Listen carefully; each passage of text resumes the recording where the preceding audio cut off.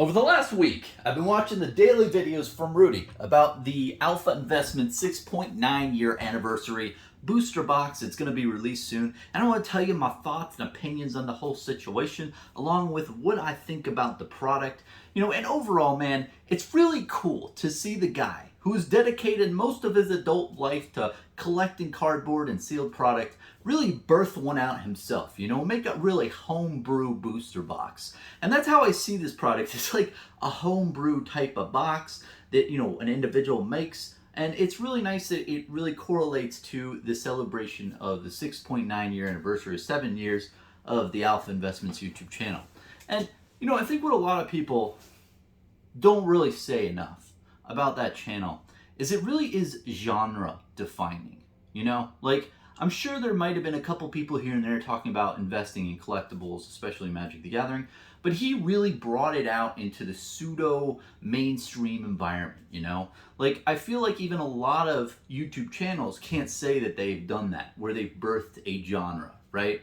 You can say they might be a really big React streamer, or they might make this type of content, but they didn't create that content type, if that makes sense. What's cool about the Alpha Investments channel is literally it put investing in sealed product and collecting and talk about the investment aspect of TCGs on the map in my mind. So I think it's a really big deal having that channel around for 7 years. And overall, I want to get into the product. So the product has a bunch of different layers, we've heard, allegedly. And I'm kind of interested in a couple aspects. The biggest thing I'm interested in is layer 2. It apparently has some sketch cards from James White and LSS members. Those look really cool.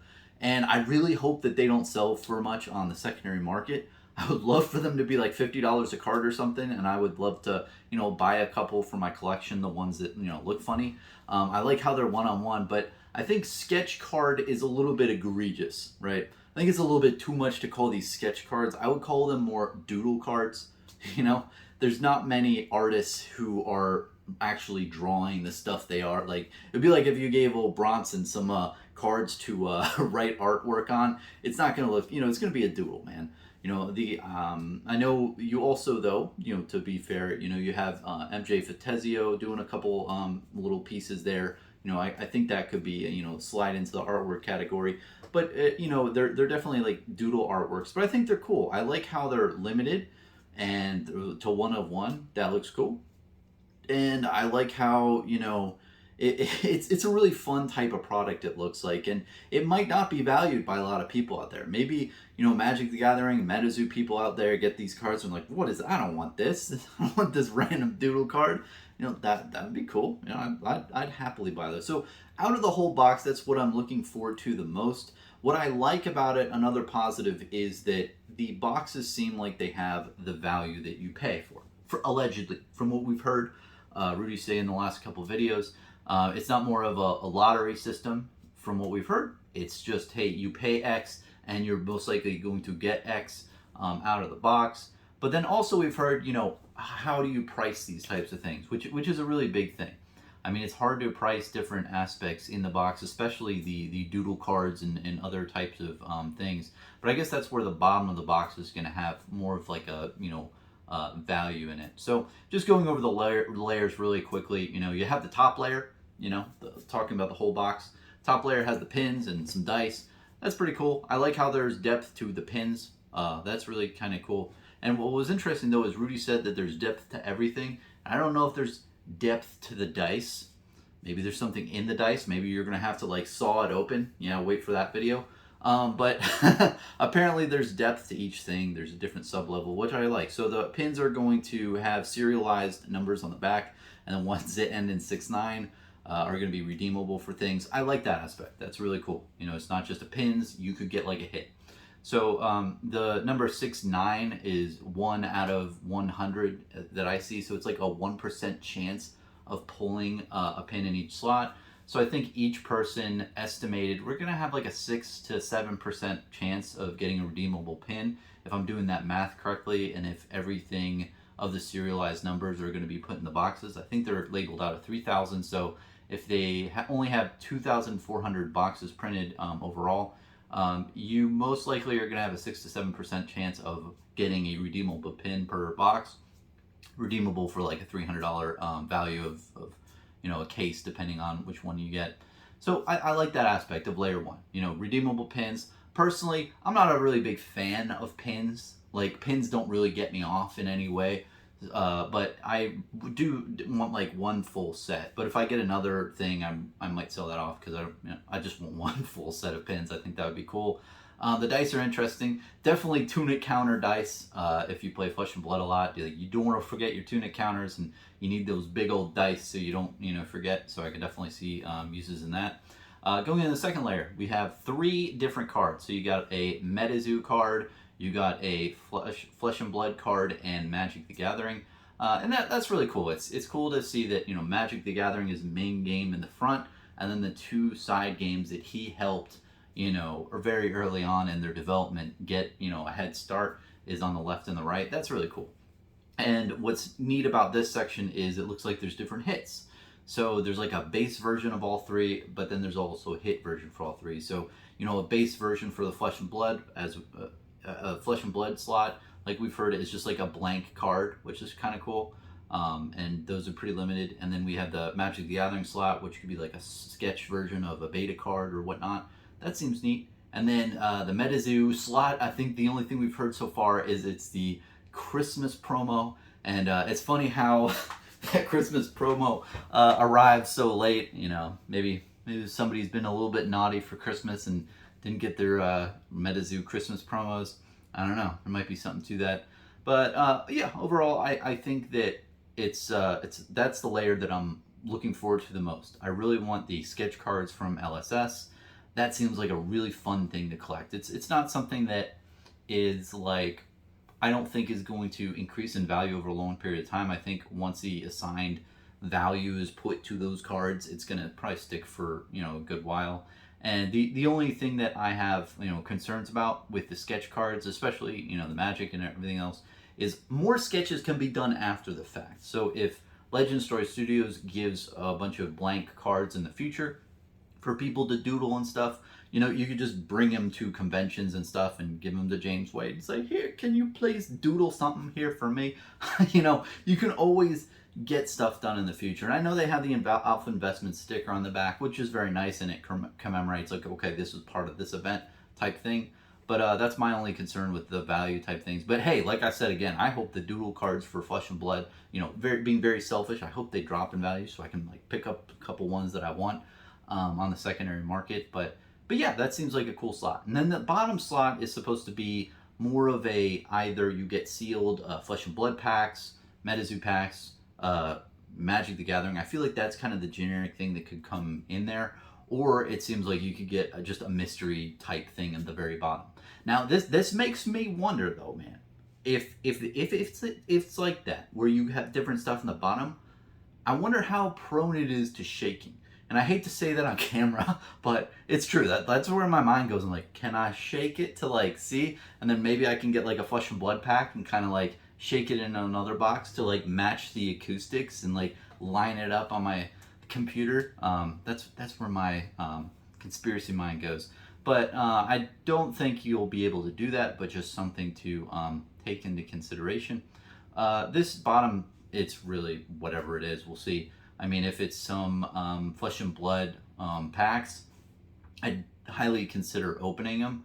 The one thing you want to still be aware of with any loose packs of any trading card game, including Magic or MetaZoo, is they can be weighed. Especially the MetaZoo packs, from what I've heard, and Flesh and Blood. They can be weighed. And if you're trying to resell them online, it might be harder to do so. And of course, there's going to be a lot of people who's like, Bronson, why'd you tell people? Now they're going to weigh their packs and see what's up with that. It's true. I'd rather get the information out there so consumers are knowledgeable about that information. It's general knowledge that everyone in the industry should know. There's that. But overall, the whole box has value of what you're going to spend into it, in my opinion. It really does depend on the final layer. We'll see what that is. But I believe like that MetaZoo card, since it hasn't been released into the wild yet, I could see it going for like $100, $150 at least. I mean, I'm probably way off in that number. I know the Rudy cards in the past were a good amount of money, but I think they faded. I'm not sure. Flesh and Blood, it's really going to be interesting with the doodle cards. Those aren't like legit playable cards, so that's like the big determinant on that. And then the Magic the Gathering card, if it's a beta sketched by real like a well-known artist like Steve Argyle or something, then I feel like you have something that's like pretty cool, especially if they're numbered. Like I could see that going for like 100 or so. So when you add all the different costs in, or the different costs inside the box, I think it all evens out, and I like that aspect because recently in Flesh and Blood, I'm telling you guys this. Don't open like new boxes. Like I personally don't want to open up too many boxes. I want to open up like a case max of any new Flesh and Blood set because I am not lucky. I'm the unluckiest person in the world. So having that lottery aspect of one box can be a super big hit while the other three aren't, isn't really like fun for me. Because what goes through my mind is whenever I do get to that box, I'm like, oh damn, like I finally pulled the cold foil. Finally, I should have pulled this like 3 boxes ago. So I'm not really a good gambler personally. I don't like that aspect. So I like how this box, it seems like there's not that many lottery aspects. Like, of course, there's going to be a couple people, like Rudy said, who get extremely lucky with the pins on the top and might get a couple, or they have different hit cards in the bottom or the middle. Of course, there's going to be that, but it seems like that's limited to like 5% of the population of these boxes versus the 95%. And take this into consideration with like other trading card games, like all the ones that are in here, Magic, Pokemon, or Magic, Flesh and Blood, and MetaZoo. All of them have a lot of lottery mechanics where 80% of the boxes you open will have like all right type of stuff, but then the top 20% of boxes will just have like insane value in it. So it's nice to see that this is more like 95% of the people will get like the value that they put in, and then 5% will be like okay, they'll get above average type returns. But overall, to wrap it up, I just want to say that I'm really excited. I'm looking forward to opening a couple of these boxes on channel and seeing how they're going to just see what happens. I mean, it seems like just a fun experience. It seems like a fun thing to do, and I do like a lot of the things inside. I will probably sell the MetaZoo stuff, so if I get some big hits in MetaZoo, that'd be cool. But I definitely trade that off most likely. And hey, maybe this will be a situation where people who are into different TCGs will just like trade with each other and be like, hey, I have someone else might say, hey, I have a really good Flesh and Blood card, but I don't really care about this game, but I love the MetaZoo, and then I have the MetaZoo card. We swap cards. You can see a lot of that going on. Maybe that's like a kind of motif of like, trading, you get acclimated all three. And there is a thing in the industry where there's a lot of individuals out there who are very holed up into their TCG, and they're like, nah, I hate all the other ones. I don't want this one. This is my TCG, and they don't like get acclimated to them all. And that is a big thing. And maybe this is kind of dispelling that in a way, or eroding that kind of, mentality. I feel like that is a big thing going on here in the background motif, allegedly. But, and I want to say personally, like, I love Flesh and Blood. It's my favorite game, bar none. Like, no other game comes remotely close to how much I love Flesh and Blood. But I will say there's other quality games out there. And I do have nostalgia for Magic the Gathering.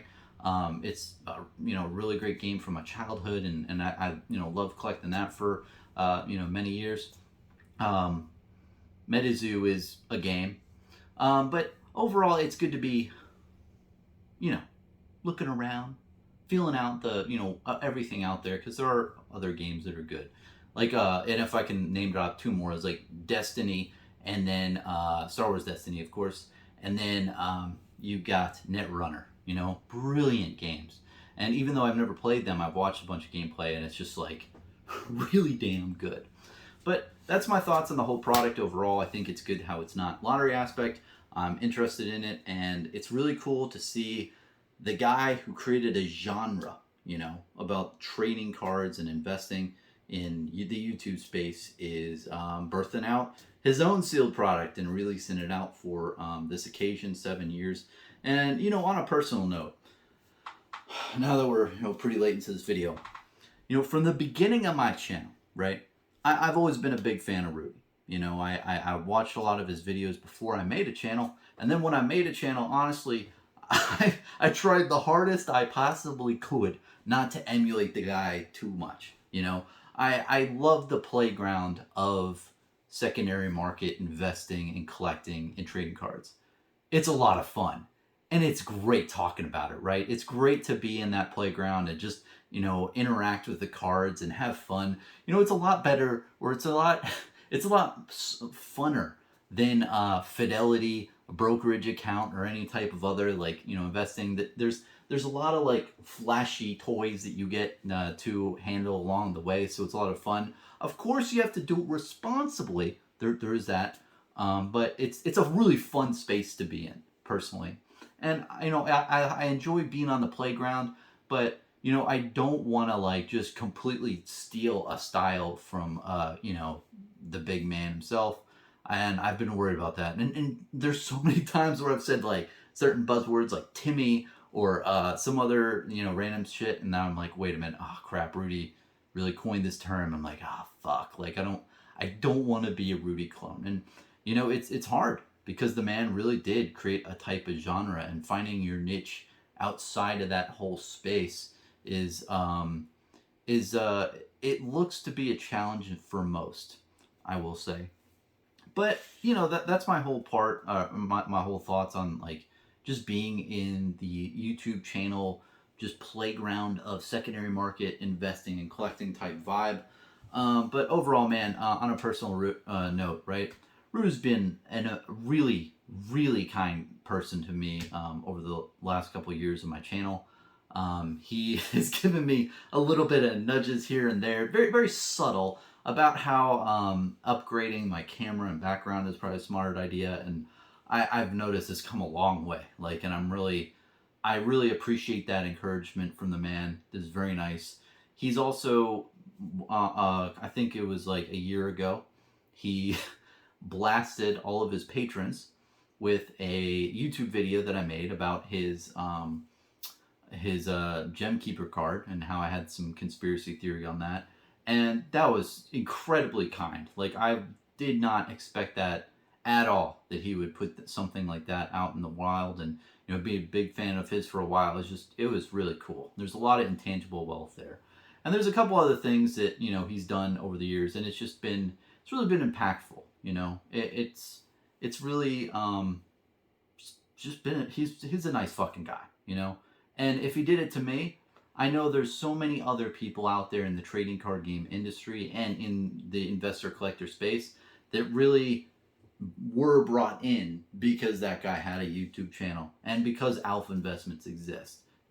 There's no way you can tell me that the secondary market for collectibles would be as big as it is now, or that there'd be as many creators talking about it if that channel hadn't existed. So it's a big thing, and 7 years is a really damn long time to be on YouTube and making content. So, yeah, if you're watching this, Rudy, congrats, man. Congrats on all the accomplishments over the years, for creating a genre out there. I don't think that that's really said enough, but it's just true, And yeah, all the best wishes with the booster box selling on the open market.